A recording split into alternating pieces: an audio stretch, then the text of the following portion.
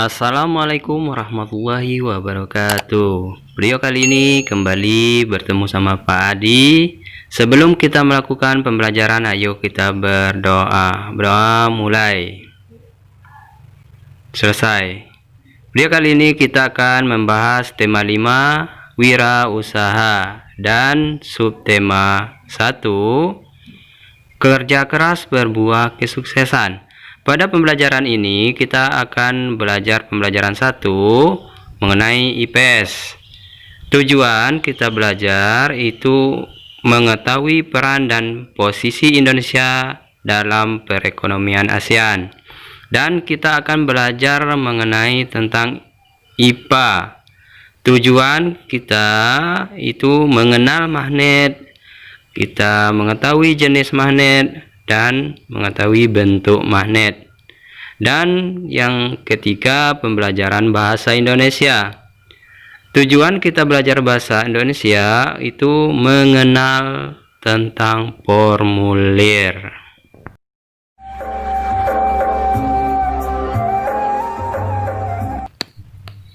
Peran dan posisi Indonesia dalam perekonomian ASEAN. Negara anggota ASEAN mempunyai potensi sumber daya ekonomi yang berbeda-beda. Agar kebutuhan setiap negara terpenuhi, negara anggota ASEAN menjalin kerjasama dalam bidang ekonomi. Indonesia sebagai negara anggota ASEAN turut serta dalam kerjasama tersebut. Berikut adalah beberapa peran dan posisi Indonesia dalam perekonomian ASEAN. Yang pertama, membuka pusat promosi ASEAN. Indonesia termasuk negara pendiri pusat promosi ASEAN di Tokyo, Jepang. Pusat promosi ASEAN bertugas mengembangkan serta mempromosikan bidang perdagangan, investasi, dan pariwisata. Pusat promosi ASEAN dibuka untuk meningkatkan ekspor produk negara ASEAN ke Jepang. Selain itu, adanya pusat promosi ASEAN diharapkan dapat meningkatkan arus wisata dan penanaman modal dari Jepang ke negara anggota ASEAN. Yang kedua, menjalin kerjasama pengelolaan barang sejenis. Indonesia aktif bekerjasama dengan sesama negara anggota ASEAN dalam mengelola barang sejenis. Contoh, barang sejenis yang dikelola adalah karet alam, kelapa sawit, dan tuna. Kerjasama tersebut bertujuan untuk meningkatkan perdagangan. Kerjasama juga dijalin untuk menghadapi isu-isu global terkait barang sejenis. Yang ketiga, menyediakan cadangan pangan ASEAN. Indonesia termasuk negara penyedia cadangan pangan ASEAN. Selain Indonesia, negara penyedia cadangan pangan ASEAN adalah Malaysia, Filipina, Thailand, dan Singapura. Cadangan pangan tersebut disiapkan untuk kondisi darurat, meliputi bencana dan krisis makanan di wilayah ASEAN.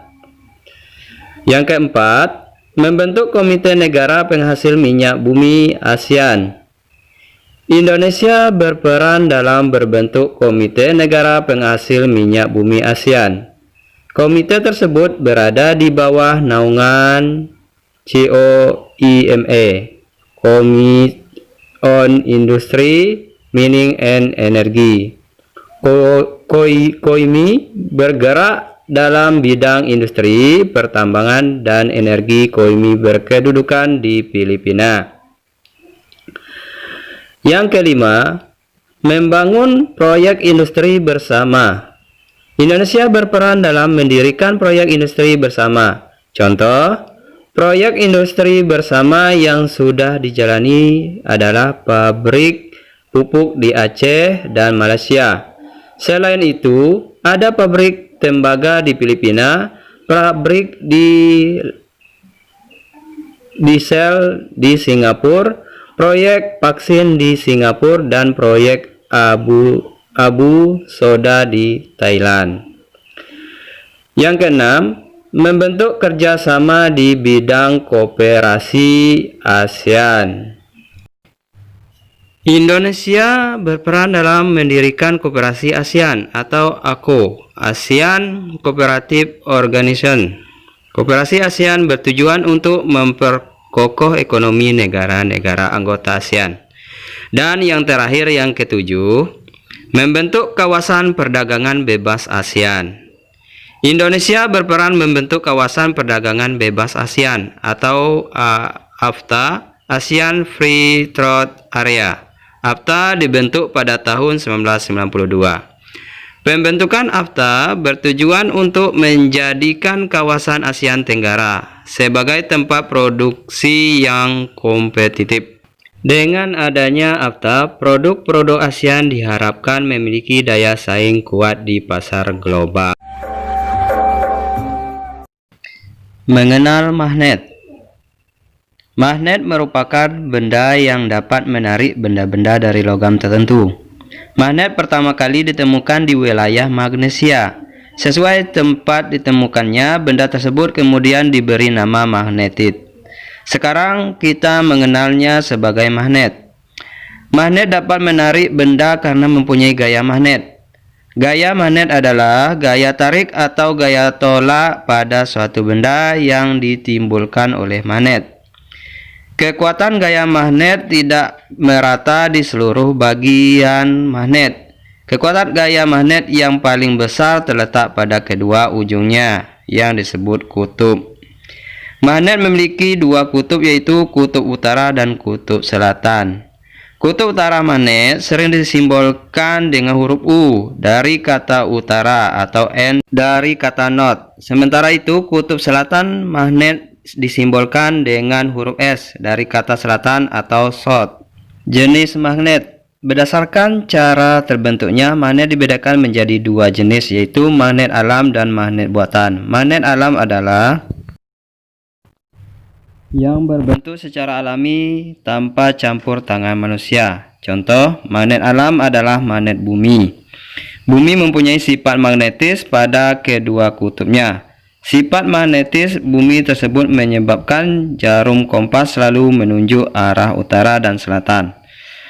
Sementara itu, magnet buatan adalah magnet yang sengaja dibuat oleh manusia. Contoh, magnet buatan adalah magnet dari besi dan baja yang dapat kita beli di toko. Sifat magnetis pada bahan besi dan baja berbeda. Sifat magnetis pada besi mudah hilang sehingga hanya bersifat sementara. Sebaliknya, sifat magnetis pada baja sulit hilang sehingga cenderung bersifat tetap. Bentuk magnet. Yang pertama, magnet batang berbentuk seperti batang atau balok. Magnet silinder berbentuk seperti tabung panjang. Magnet jarum berbentuk batang dengan ujung runcing di kedua kutubnya. Magnet U berbentuk seperti huruf U. Magnet ladam berbentuk seperti tapal kuda. Magnet lingkaran berbentuk seperti kepingan lingkaran. Mengenal formulir. Formulir merupakan daftar isian yang berisi pertanyaan tentang data diri. Formulir dapat dijumpai saat mendaftar atau mengikuti suatu kegiatan. Formulir harus diisi sesuai dengan data diri yang sebenarnya. Umumnya, data diri pada formulir berisi nama lengkap, tempat tanggal lahir, umur, alamat, dan nomor telepon. Dengan adanya formulir, penyelenggara kegiatan dapat mengetahui identitas peserta. Contoh formulir. Yang pertama, formulir pendaftaran lomba cerdas cermat ASEAN. Ini yang kedua, formulir pendaftaran kegiatan ekstrakurikuler. Itulah pembelajaran kita pada hari ini. Mungkin ada yang belum jelas, boleh simak lagi videonya dan diulang lagi memutar videonya. Terima kasih.